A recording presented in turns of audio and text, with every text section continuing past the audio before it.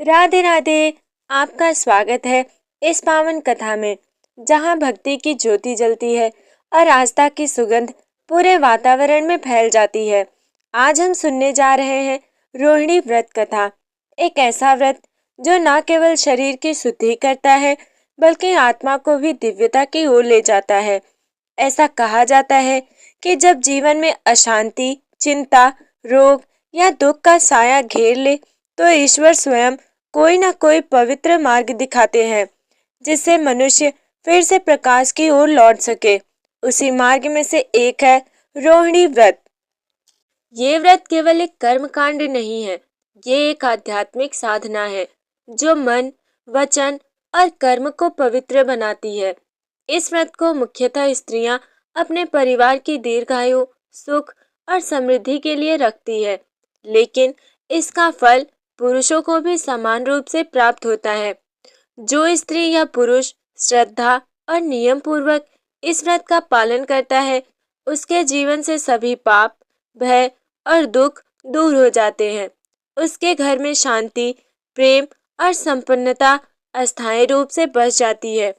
ऐसा कहा जाता है कि रोहिणी व्रत का नाम उस शुभ तिथि पर पड़ा जब चंद्रमा रोहिणी नक्षत्र में स्थित होता है।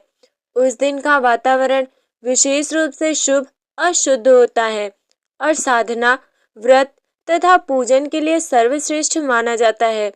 जब मनुष्य इस दिन संकल्प लेकर व्रत रखता है, तो उसका हर शुभ कार्य कई गुना फल देता है। उसकी इच्छाएं पूर्ण होती हैं और उसे आत्मिक शांति का वरदान मिलता है। इस व्रत का मुख्य उद्देश्य है मनुष्य के भीतर सोई हुई आस्था और आत्मशक्ति को जगाना। ये हमें सिखाता है कि सच्ची समृद्धि बाहरी वस्तुओं में नहीं, बल्कि मन की स्थिरता और आत्मा की पवित्रता में है। इसलिए इस व्रत को केवल भूखे रहकर नहीं, बल्कि मन को शांत, वाणी को संयमित और कर्म को धर्म में बनाकर रखा जाता है। तो अब जब आपने भक्ति का दीप अपने भीतर जला लिया है, तो आइए अगले भाग में चलते हैं। इस भाग में हम जानेंगे इस पवित्र व्रत की पूजा विधि, नियम और पालन का सही तरीका, जिससे हर भक्त इसका सच्चा फल प्राप्त कर सके। जुड़े रहिए हमारे साथ रोहिणी व्रत कथा के पूजन विधि के बारे में, वो भी नियम सहित कैसे नियमानुसार करना है। अभी हमने जाना कि रोहिणी व्रत का महत्व क्या है। अब हम आगे समझेंगे कि इस व्रत को कैसे किया जाए ताकि इसका पूर्ण फल प्राप्त हो सके। ये व्रत जब चंद्रमा रोहिणी नक्षत्र में स्थित होता है, तब किया जाता है। प्रत्येक माह जब ये शुभ नक्षत्र आता है, उस दिन प्रातः काल स्नान करके व्रत का संकल्प लेना चाहिए। ये व्रत साल भर में 12 बार आता है और जो व्यक्ति निरंतर 12 बार इस व्रत का पालन करता है, उसे अनंत पुण्य फल प्राप्त होता है। सुबह स्नान कर स्वच्छ वस्त्र धारण कर लीजिए, फिर वो पूर्व दिशा की ओर मुख करके बैठिए और मन को शांत करिए। तदोपरांत ईश्वर का ध्यान करते हुए संकल्प लीजिए कि हे प्रभु, आज के शुभ रोहिणी नक्षत्र के दिन मैं मन, वचन और कर्म से पवित्र होकर ये व्रत करती हूँ या करता हूँ। मेरी इस साधना से मेरे परिवार में सुख, शांति और समृद्धि बनी रहे। ये संकल्प भक्त को भीतर से दृढ़ बनाता है और उसका मन एकाग्र हो जाता है। तो चलिए अब हम लोग बढ़ते हैं पूजन विधि के तरफ। सबसे पहले पूजन स्थल को गंगा जल से शुद्ध करें, फिर पवित्र आसन बिछाएं। सामान्यतः कुश या ऊन का आसन शुभ माना जाता है। भगवान विष्णु या भगवान जिनेंद्र, आपकी आस्था के अनुसार, की मूर्ति या चित्र स्थापित करें। फिर इसके बाद दीपक जलाएं और घी या तिल के तेल का प्रयोग करें। चंदन, अक्षत, फूल, धूप और नैवेद्य अर्पित करें। मन ही मन ये प्रार्थना करें कि हे प्रभु, मेरे मन में भक्ति स्थिर रहे और मेरे परिवार पर सदैव आपका आशीर्वाद बना रहे। इसके बाद ओम नमो भगवते वासुदेवाय या नमो अरहिंताणम जैसे पवित्र मंत्रों का जाप करें। व्रत में क्या करें और क्या न करें, ये सबसे ज्यादा विशेष होता है, कि हम लोग इस चीज़ को जान ले कि व्रत के दिन हमें कौन सी चीज़ें वो महत्वपूर्ण है जो करनी चाहिए और कौन सी वो महत्वपूर्ण चीज़ें हैं जो कि नहीं करनी चाहिए, ताकि पूजा करने के बाद जो भी हमें फल प्राप्त हो उसमें कोई बाधा ना आए। तो चलिए, सबसे पहले दिन भर ईश्वर का आप सभी लोग ध्यान करें। क्रोध, झूठ और निंदा से परे रहें।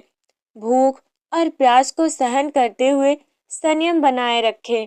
मन में प्रेम, दया और क्षमा का भाव रखें। शाम को दीपक जलाकर भगवान की आरती करें और उनकी कथा का श्रवण करें।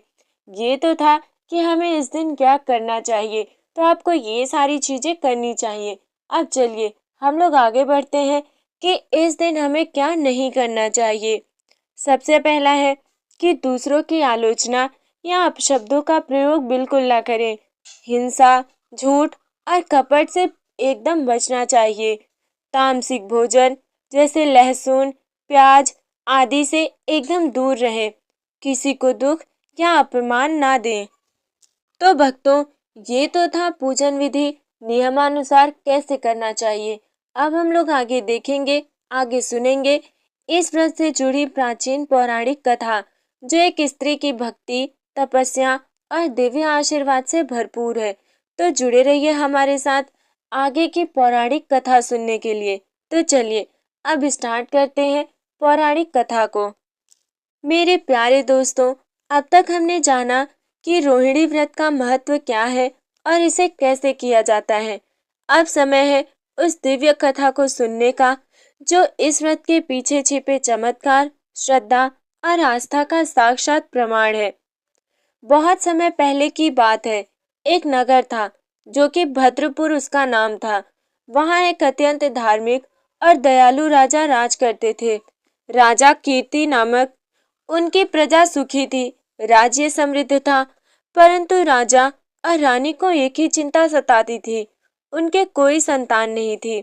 राजा और रानी ने असंख्य यज्ञ, हवन, व्रत और दान किए, लेकिन संतान का सुख नहीं मिला।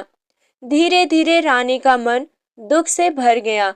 वो मंदिरों में जाकर प्रार्थना करती, कभी आंसुओं में भक्ति बन जाती, तो कभी मौन में श्रद्धा। एक दिन रानी मंदिर में रो रही थी। तभी वहां एक तेजस्वी संत मुनि प्रकट हुए।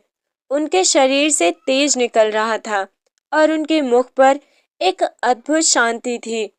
उन्होंने रानी से पूछा, देवी, तुम क्यों व्याकुल हो? क्या तुम्हारे जीवन में कोई दुख है? रानी ने सिर झुकाकर कहा, हे महात्मन, सब कुछ है मेरे पास, बस एक संतान का सुख नहीं है।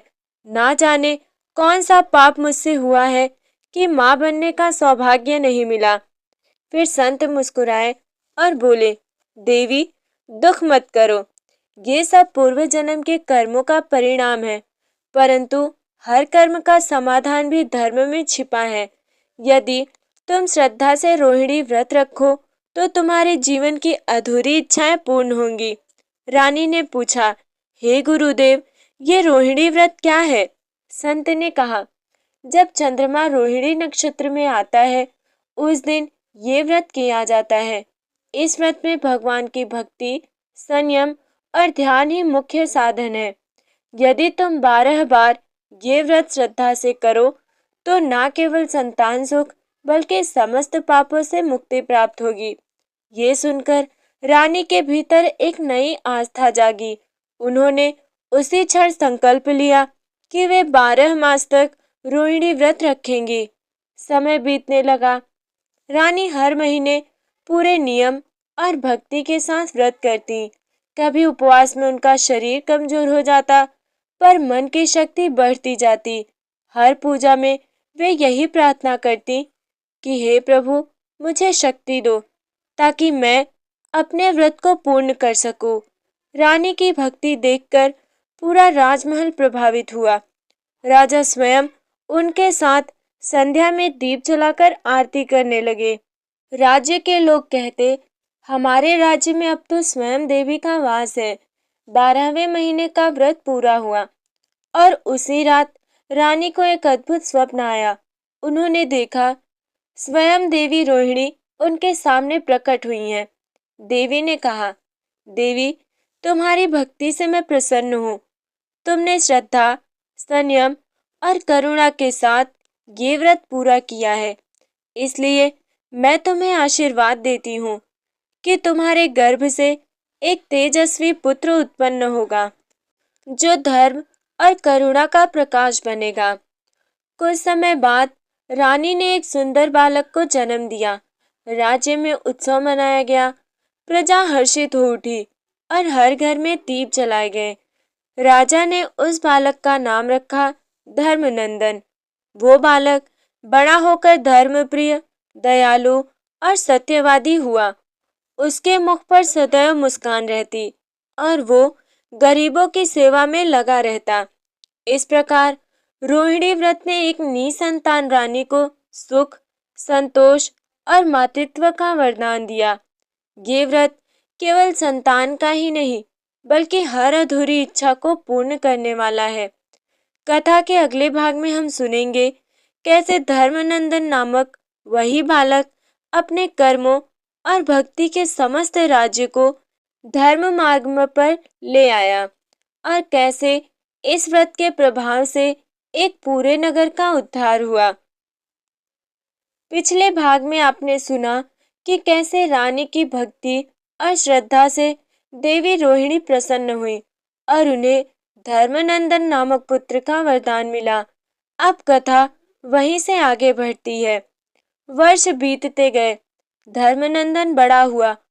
उसके हृदय में दया और धर्म का अद्भुत संगम था। वो हर सुबह सूर्योदय से पहले उठकर भगवान की आराधना करता और दिन भर प्रजा की सेवा में लगा रहता। एक दिन जब वो नगर में भ्रमण पर निकला तो उसने देखा कि राज्य के कुछ भागों में लोग दुखी हैं। कहीं बीमारी, कहीं दरिद्रता, तो कहीं झगड़े और कहीं कलह। धर्मनंदन ने ये देखकर कहा, ये सब अधर्म के कारण है। जब मनुष्य धर्म से दूर होता है, तभी जीवन में दुख प्रवेश करता है। वो सीधा राजमहल पहुंचा और अपनी माता से बोला, माता, आपने जिस रोहिणी व्रत से आशीर्वाद पाया था, क्या वो व्रत केवल एक व्यक्ति का उद्धार करता है या पूरे राज्य का भी उद्धार कर सकता है? रानी मुस्कुराई और बोली, बेटा, ये व्रत केवल एक का नहीं, पूरे समाज का उद्धार करने की शक्ति रखता है। यदि इसे सामूहिक रूप से किया जाए तो पूरा राज्य पवित्र बन जाता है। धर्मनंदन ने उसी क्षण निश्चय किया कि इस बार जब रोहिणी नक्षत्र आएगा, वो पूरे राज्य के लोगों को संगठित करके सर्वजन रोहिणी व्रत उत्सव आयोजित करेगा। दिन आया। चंद्रमा रोहिणी नक्षत्र में स्थित था। राजा, रानी, धर्मनंदन और पूरे नगर के लोग भक्ति के सागर में डूबे हुए थे। हर घर में दीपक जले, हर मुख से भगवान का नाम निकला। सभी ने मिलकर ये संकल्प लिया कि हम सब आज के दिन रोहिणी व्रत करेंगे, किसी के प्रति द्वेष नहीं रखेंगे और अपने हृदय में करुणा, दया और भक्ति का दीप जलाएंगे। पूरे राज्य में भक्ति का अद्भुत वातावरण बन गया। जहाँ पहले झगड़े और रोग थे, वहाँ प्रेम और शांति का प्रकाश फैल गया। अगले ही दिन एक चमत्कार हुआ। जो लोग वर्षों से रोगी थे, वे स्वस्थ हो गए। जो निर्धन थे, उन्हें नया जीवन मिला और जो कलह में थे, वे एक दूसरे को गले लगाने लगे। राजा ने आश्चर्यचकित होकर पूछा, ये व्रत केवल एक उपवास नहीं, ये तो आत्मा का पुनर्जन्म है। जब मनुष्य के भीतर भक्ति जागती है, तो पूरा संसार उसके साथ बदल जाता है। देवी रोहिणी ने उस रात स्वप्न में पूरे नगर को दर्शन दिए। उनकी दिव्य वाणी गूंजी कि हे भक्तों, तुम सब ने भक्ति से मुझे प्रसन्न किया है। जब तक इस भूमि पर सत्य, दया और धर्म जीवित रहेंगे, तब तक तुम्हारे जीवन में सुख, शांति और समृद्धि बनी रहेगी। उस दिन से रोहिणी व्रत केवल एक परंपरा नहीं, बल्कि पूरे राज्य की भक्ति का पर्व बन गया। हर माह जब रोहिणी नक्षत्र आता है, लोग एक साथ दीपक जलाते और कहते हैं, जय देवी रोहिणी माता की। समय बीतने के साथ धर्मनंदन ने अपने जीवन को जन सेवा और धर्म प्रचार में समर्पित कर दिया। उसने कहा कि जो व्यक्ति रोहिणी व्रत को श्रद्धा से करता है, वो न केवल अपने पापों से मुक्त होता है, बल्कि दूसरों के जीवन में भी प्रकाश फैलाता है। और इसी भावना के साथ उसने अपने राज्य का नाम रखा धर्मपुरी, जहाँ ना कोई भूखा रहा, ना कोई अशांत। कहा जाता है कि जब धर्मनंदन वृद्ध हुए तो उन्होंने अंतिम बार रोहिणी व्रत रखा। व्रत के अंत में देवी रोहिणी पुनः प्रकट हुई और बोली, वत्स, तुम्हारा जीवन धर्म का प्रतीक रहा।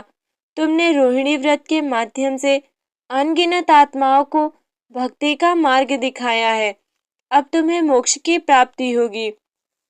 और उसी क्षण धर्मनंदन समाधि में लीन हो गए। उनका शरीर शांत था, पर मुख पर दिव्य मुस्कान थी। संपूर्ण राज्य में घंटियां बजी और आकाश में पुष्प वृष्टि हुई। तभी से कहा जाता है, जो भी रोहिणी व्रत श्रद्धा, संयम और भक्ति से करता है, उसे जीवन में 3 वरदान अवश्य मिलते हैं। पहला है कि उनका परिवार सुखी रहता है, और दूसरा, उन्हें अखंड शांति की सौभाग्य की प्राप्ति होती है, और तीसरा है पापों से मुक्ति और ईश्वर का साक्षात आशीर्वाद मिलता है।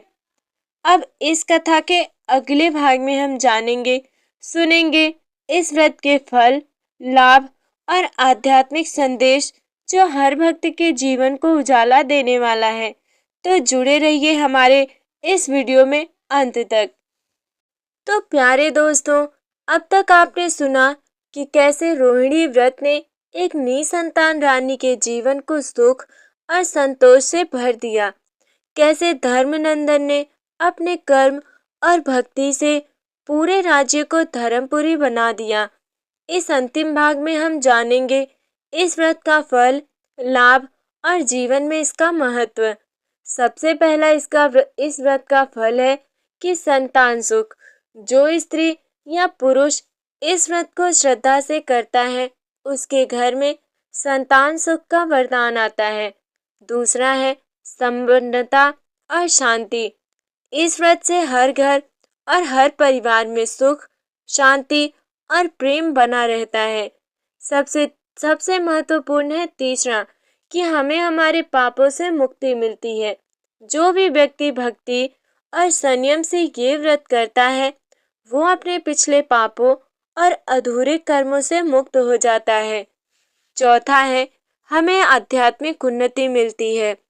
मनुष्य के हृदय में भक्ति, करुणा और दया का भाव जागृत होता है। इससे आत्मा शुद्ध होती है और जीवन में सच्ची खुशी मिलती है।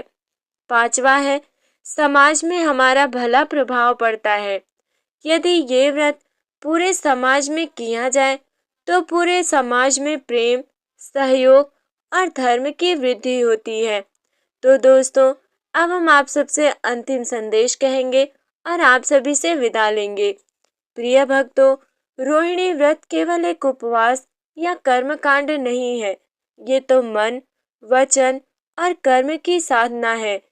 इस व्रत में न केवल शरीर की तपस्या है, बल्कि आत्मिक शुद्धि और ईश्वर की भक्ति भी है। जब आप श्रद्धा, संयम और भक्ति से ये व्रत करते हैं, तो आपके जीवन में अशांति, भय और अधर्म का नाश होता है और सकारात्मक ऊर्जा, प्रेम और आशीर्वाद का प्रवेश होता है। तो प्रिय भक्तों, यदि आप भी अपने जीवन में सुख, शांति, समृद्धि और आध्यात्मिक आनंद चाहते हैं, तो रोहिणी व्रत अवश्य करें। इस व्रत के माध्यम से न केवल आपका जीवन उज्जवल होगा, बल्कि आप अपने परिवार और समाज के लिए भी प्रेरणा और प्रकाश बनेंगे। आइए हम सभी मिलकर अपने हृदय में भक्ति का दीप जलाएं और कहें, जय देवी रोहिणी माता की। हमें अपने आशीर्वाद से भर दो, ताकि हम हमेशा धर्म और भक्ति के मार्ग पर चले। इस प्रकार समाप्त होती है रोहिणी व्रत कथा। आपने इस कथा को भक्ति और श्रद्धा के साथ सुना तो निश्चय ही आपकी आत्मा में शांति और दिव्यता का प्रकाश फैल गया होगा। जय जिनेन्द्र। राधे राधे। राधे राधे।